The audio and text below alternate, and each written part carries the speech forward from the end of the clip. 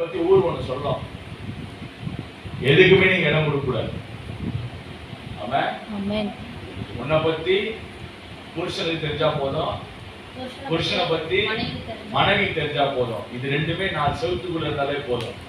இந்த புருஷனை பத்தி இன்னொருத்தங்கிட்ட போய் சொல்றது, மனைவியை பத்தி இன்னொருத்தங்கிட்ட, இன்னைக்கு ஏன் தெரியுமா நிறைய கணவன் மனைவிக்குள்ள பிரச்சனை? ஒரு புருஷனை பத்தி இன்னொருத்தங்கிட்ட போய் சொல்லுவா.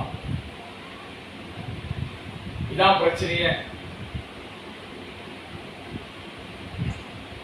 ஆனா இங்க வந்தா பாரு, அப்படியே நடிப்புனா நடிப்பு, அப்பா உலகம் அழகா நடிப்பு. சிவாஜி கணேசன் கூட தோத்துவார்.